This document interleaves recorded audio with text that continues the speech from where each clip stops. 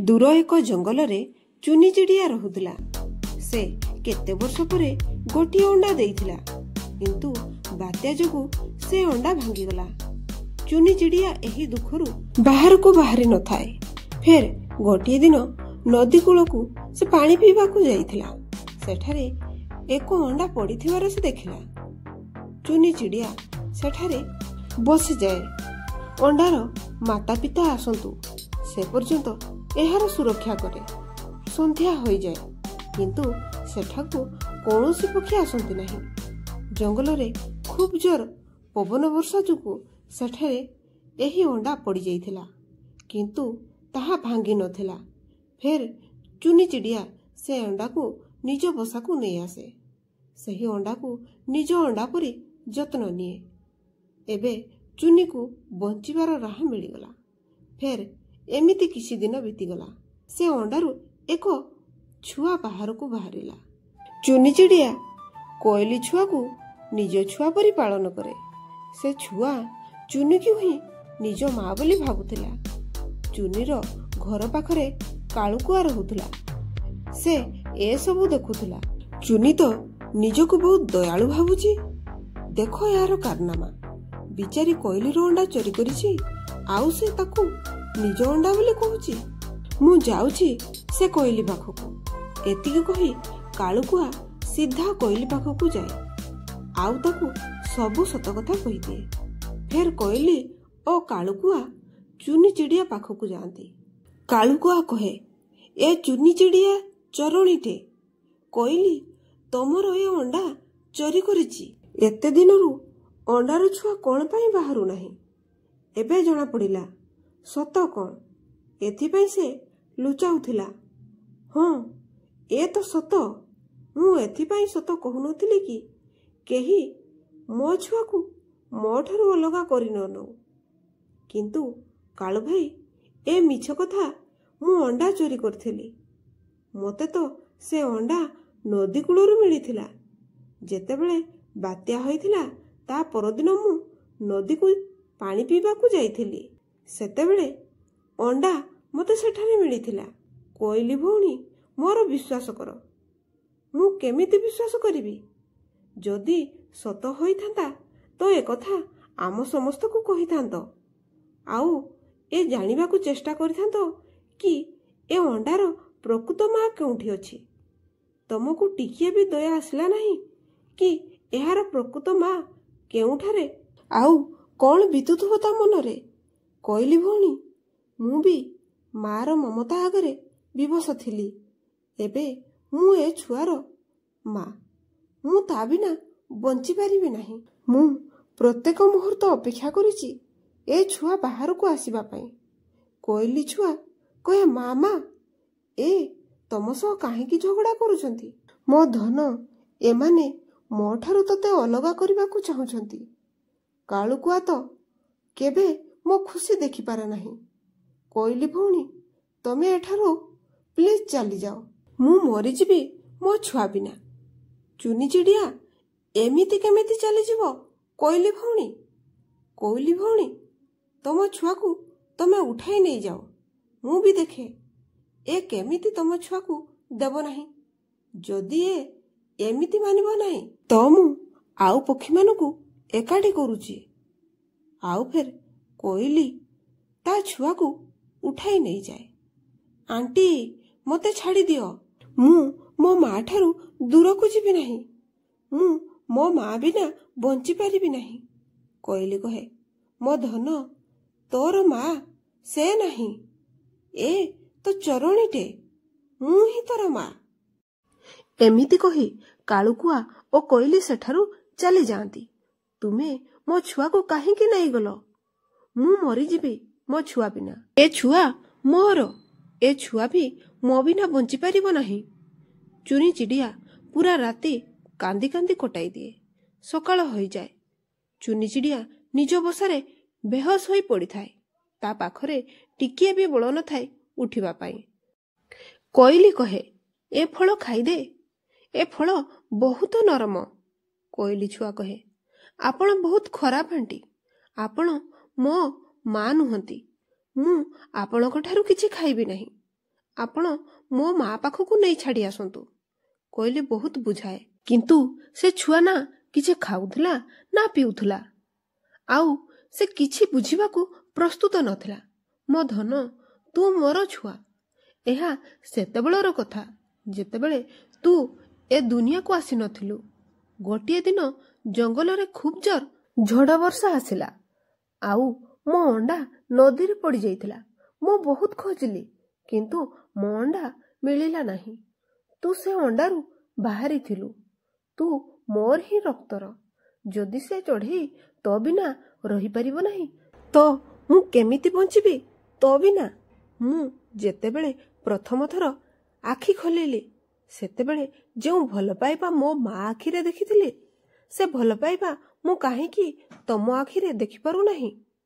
ମୋ ଧନ, ତୁ ଯେତେବେଳେ ମୋ ଆଖିରେ ସେ ଭଲ ପାଇବା ଦେଖିବାକୁ ଚେଷ୍ଟା କରିବୁ, ତ ଦେଖାଯିବ ତୁ ତ ସତ କଥା ନା ଶୁଣିବାକୁ ଚାହୁଁଛୁ ନା ମାନୁଛୁ। ଯଦି ଏ ସତ କି ମୁଁ ତମର ଛୁଆ, ଆଉ ସେ ଅଣ୍ଡାରୁ ବାହାରିଛି ଯାହା ନଦୀରେ ପଡ଼ିଯାଇଥିଲା, ତ ଫେର ବି ମୁଁ ତମ ପାଖରେ ରହିବି ନାହିଁ। ମୋତେ ମୋ ମା ପାଖରେ ଛାଡ଼ି ଆସ। ମୁଁ ମୋ ମା ବିନା ମରିଯିବି, ଆଉ ମୋ ମା ବି ମୋ ବିନା ବଞ୍ଚିପାରିବ ନାହିଁ। ଏହା ଶୁଣି ମା କୋଇଲି ଚୁପ୍ ହୋଇଯାଏ। କାଳୁକୁଆ ପାରାକୁ କହେ, ତମେ ଜାଣିଛ ଏ ଜଙ୍ଗଲରେ କ'ଣ ଘଟୁଛି? ନା, ମୁଁ କିଛି ଜାଣିନାହିଁ। ମୋତେ କାହା ବିଷୟରେ କହୁଛ? ଟୁନି ଚିଡ଼ିଆ ଯେତେବେଳେ ବାତ୍ୟା ଯୋଗୁଁ ତା ଅଣ୍ଡା ଭାଙ୍ଗିଲା, ତାପରେ ସେ କୋଇଲିର ଅଣ୍ଡା ଚୋରି କରି ଆଣିଥିଲା। ସେ ଅଣ୍ଡାରୁ କୋଇଲିର ଛୁଆ ବି ବାହାରି। କାଲି ସେ କୋଇଲି ତା ଛୁଆକୁ ଛଡ଼ାଇ ତା ପାଖକୁ ନେଇଯାଇଛି। ଯେତେବେଳେ ଝଡ଼ ବର୍ଷା ହୋଇଥିଲା, ମୋ ଅଣ୍ଡା ବି ତଳେ ପଡ଼ି ଫାଟି ଯାଇଥିଲା। ଚୁନି କହୁଥିଲା, ତା ଅଣ୍ଡା ସୁରକ୍ଷିତ ଅଛି। ସେ ମିଛୁଆଣିଟା। ତମେ ପଚାରି ଦିଅ ତାକୁ, ମୁଁ କ'ଣ ମିଛ କହୁଛି? ଫେର ପାରା ସେଠାରୁ ଚାଲିଯାଏ। ଚୁନି କାଳୁକୁଆ ଯାହା କହୁଥିଲା ତାହା କ'ଣ ସତ? କ'ଣ ତମେ ଚୋରି କରୁଥିଲ କୋଇଲିର ଅଣ୍ଡା? ପାରାକୁ କ'ଣ ଜଣାଥିଲା ଚୁନି ତ ଖାଲି ଜୀବନ୍ତ ଅଛି, ସେ ଭିତରୁ ମରିସାରିଛି। ସେ ଭିତରୁ କେତେ ଦୁଃଖୀ ଅଛି ଏକଥା କାହାକୁ ଜଣା ନଥିଲା। ପାରା କହେ, ମୁଁ ଲଜ୍ଜିତ ଯେ ତମେ ମୋର ବନ୍ଧୁ। ତୁମର ଚୁପ୍ ରହିବା ସବୁ ମୁଁ ବୁଝିପାରୁଛି। କାଳୁକୁଆ ଯାହା କହୁଥିଲା ସେ ସବୁ ସତ କଥା କହୁଥିଲା। ଏମିତି କହି ପାରା ସେଠାରୁ ଚାଲିଯାଏ, ଆଉ ଚୁନି ଜୋର ଜୋର କାନ୍ଦିବାକୁ ଲାଗେ। ଜୀବନ ବି କେମିତି କେମିତି ପରୀକ୍ଷା ନେଉଛି। ତମେମାନେ କ'ଣ ଜାଣିଛ ପାରା କେଉଁଠୁ ଆସୁଛି? ପାରା ସବୁ କଥା ଶୁଆକୁ କହେ। ଚୁନି ଚିଡ଼ିଆ ଏମିତି କେବେ କରିପାରିବ ନାହିଁ। ଶୁଆ କହେ, ମୁଁ ବି ଏମିତି ଭାବୁଥିଲି, କିନ୍ତୁ ମୁଁ ଯେତେବେଳେ ଚୁନିକୁ ସାକ୍ଷାତ କଲି, ତାର ଚୁପ୍ ରହିବାରୁ ହିଁ ସବୁ କଥା ଜଣାପଡ଼ିଗଲା। ସେ କୋଇଲି ବି ନିଜ ଛୁଆକୁ ତାଠାରୁ ଛଡ଼ାଇ ନେଇଗଲା। ଯଦି ଚୁନି ନିର୍ଦ୍ଦୋଷ, କୋଇଲିର ଛୁଆ ତା ପାଖରେ ଆସିଲା କୋଉଠୁ? ଶୁଆ କହେ, ଯାହା ବି କୁହ, ମୁଁ ତ ଜାଣିଛି ଚୁନି ଏମିତି କେବେ କରିପାରିବ ନାହିଁ। ତମ ଛୁଆର ତ ଦେହ ଖୁବ୍ ଜୋର ଜ୍ୱରରେ କମ୍ପୁଛି। ତମେ ହିଁ କୁହ, ମୋ ଛୁଆ ମୋତେ ମା ମାନିବାକୁ ପ୍ରସ୍ତୁତ ନାହିଁ। ମୋ ଠାରୁ ନାହିଁ କିଛି ଖାଉଛି ନା କିଛି ପିଉଛି। ଛୁଆ, ତମେ ତମ ଜିଦ୍ ଛାଡ଼ି ଦିଅ। ଏ ତମର ମା। ତମେ ଦେଖ, ତମର ମା ପରି ତମେ ଦେଖାଯାଉଛ।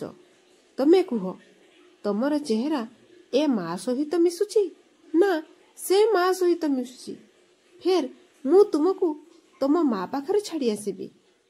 ମୋ ଚେହେରା ଏ ଆଣ୍ଟି ସହିତ ମିଶୁଛି। ଫେର ଚାଲ, ମୋତେ ମୋ ମା ପାଖରେ ଯାଇ ଛାଡ଼ି ଆସ। ଏ ତୁମର ମା? ତମେ ନିଜେ କହୁଛ ତମ ଚେହେରା ତାଙ୍କ ସହ ମିଶୁଛି। ତମେ ସମସ୍ତେ ଦୁଷ୍ଟ, ମିଛୁଆ। ମୋତେ ମୋ ମା ପାଖରେ ଯାଇ ଛାଡ଼ି ଆସ। ମୋତେ ମୋ ମା ପାଖକୁ ଯିବାର ଅଛି। ଆପଣ ସମସ୍ତେ ଦୁଷ୍ଟ ଆଉ ମିଛୁଆ। ମୋତେ ମୋ ମା ପାଖକୁ ଯିବାକୁ ଦିଅ। ଏପଟେ ଶୁଆ ସବୁ କଥା ଶୁଣି ଚୁନି ପାଖକୁ ଯାଏ। ଚୁନି, ମୁଁ ତୁମ ସହ ସାକ୍ଷାତ କରିବାକୁ ଆସିଛି।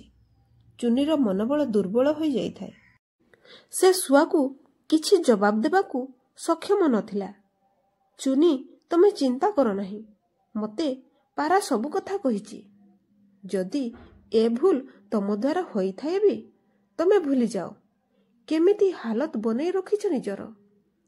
ଚୁନି ତୁମକୁ କିଛି ପଚାରୁଛି, ତମେ ଖାଲି ଦେଖୁଛ। କିଛି ଜବାବ କ'ଣ ପାଇଁ ଦଉନ?